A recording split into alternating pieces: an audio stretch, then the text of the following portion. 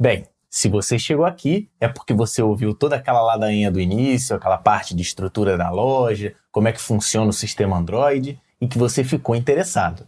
Agora chegou o momento de a gente preparar o nosso ambiente. Eu vou falar sobre máquina com você, porque você vai precisar de um computador, assim, razoavelmente legal. Assim, uma das grandes barreiras para você começar a desenvolver para dispositivos móveis é a barreira de entrada da máquina que você vai precisar. Se você vai para Android, tem uma facilidade que você pode utilizar qualquer ambiente. O Android Studio, né, que é a ferramenta que a gente vai utilizar, ela tem para Windows, ela tem para Mac, ela tem para Linux, então funciona bem. Se você, por exemplo, escolher desenvolver para iOS, você tem uma barreira, né, utilizando o Xcode, né, a forma nativa de desenvolvimento, você tem uma outra barreira que você vai precisar de um Mac, porque o Xcode é um ambiente da Apple que só funciona em ambientes da Apple. E mais uma vez eu venho dizer aqui, isso aqui que eu estou falando é desenvolvimento nativo. Eu não estou falando de Xamarin, eu não estou falando de outra... Até o Xamarin você tem algumas limitações quando você vai testar seu aplicativo, né, seu APK, principalmente no iOS. Mas o meu foco aqui vai ser desenvolvimento Android nativo utilizando Android Studio. E aí, eu fiz o seguinte, eu separei esse cara aqui, ó, o nosso velho de guerra. Esse notebook aqui, ele era utilizado na época do curso em vídeo. Eu gravei muito curso em vídeo, você deve ver pelos adesivos. Aqui, ó, vou botar aqui perto do foco. Esse notebook aqui, ele viajou, cara. Esse adesivo aqui é do Google mesmo. Foi um dia que eu visitei lá o Google de São Paulo. E essa máquina aqui, ela tá no limite. Eu separei ela justamente para isso, para trabalhar no Studonauta, para servir de ambiente de desenvolvimento para mim.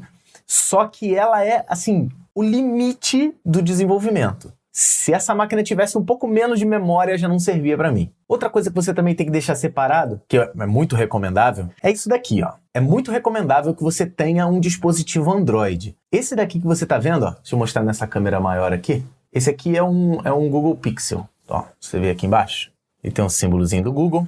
Não é necessário ter um Google Pixel. Eu botei aqui que consegui trazer um, graças a Deus, mas ele é um dispositivo muito legal e a grande vantagem dele pra gente aqui nesse curso é que ele é o Android puro. O que é o Android puro? Ele é o Android, assim que sair a atualização, eu não preciso esperar Samsung, LG, eu não preciso nenhuma fabricante faça alterações. É do Google. Então fica... Quer ver, ó, inclusive eu tô aqui, não sei quando você tá vendo esse vídeo, mas no momento em que eu tô gravando, ele não tem o Android O ainda.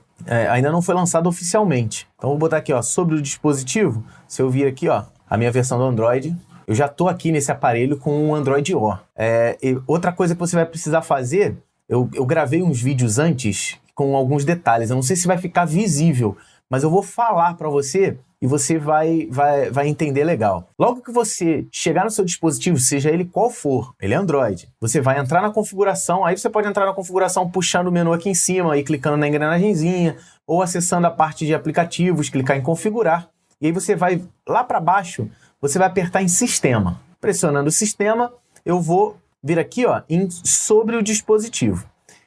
Você viu aqui, ó, se você apertar várias vezes em versão do Android, você vê lá qual é a versão, a versão do Android atual. Você vai ver aqui, o seu provavelmente vai ser M, N ou O, né? O Marshmallow, ou o Nougat, ou O, que eu não sei o que é no momento em que eu tô gravando esse vídeo, mas eu acho que não vai ser Oreo. Vamos ver, talvez eu queime minha língua. Mas uma coisa que é interessante é o seguinte, você tem que colocar o seu dispositivo, você colocar o seu telefone no modo desenvolvedor. Para fazer isso, você vai fazer o seguinte, deixa eu voltar para o menu principal para eu fazer o passo a passo todo com você aqui. Você deve estar vendo aí no vídeo também alguns passos que eu gravei anteriormente.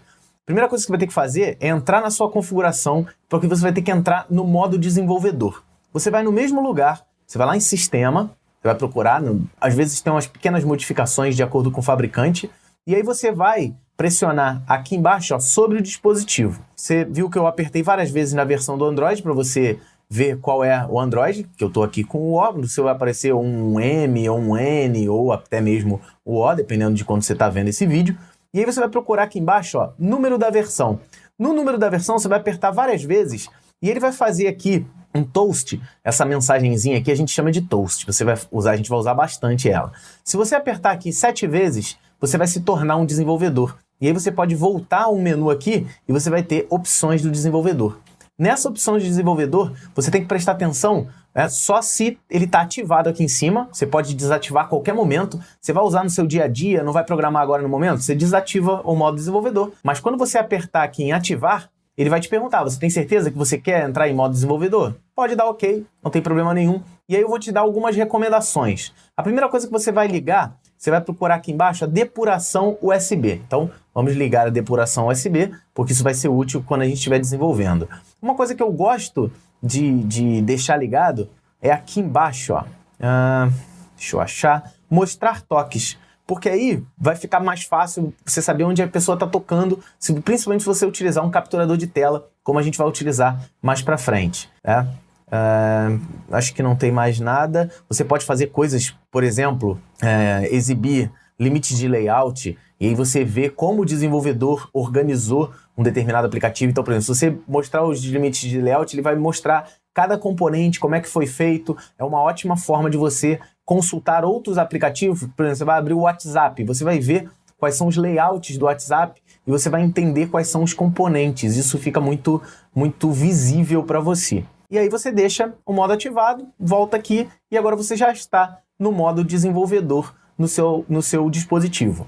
Qual é a vantagem de utilizar isso? Principalmente se você não tiver uma máquina legal, você não tiver com uma máquina assim tinindo, com bastante memória, com um processador legal. Recomendo máquinas com processador Intel, já a gente vai falar por quê. Então você tem a tua máquina, ela está configurada e mesmo assim ela precisa de memória para rodar o Android Studio e de memória para rodar um emulador. Então o consumo de memória de uma máquina dessa vai ser muito grande. Então o objetivo aqui é você utilizar, em vez do emulador, você utiliza um aparelho qualquer aparelho que tenha Android e que você possa verificar se o seu aplicativo que você vai criar está funcionando. É possível você desenvolver um aplicativo aqui no notebook e rodar ele aqui no celular. E isso é legal também para você ver se está funcionando. A gente vai trabalhar das duas maneiras. Eu vou rodar no celular e vou também mostrar como é que é o emulador, porque você não é obrigado a ter. O que eu estou te recomendando é ter uma máquina legal, com processador Intel, pelo menos 8 GB de memória e também um dispositivo Android qualquer.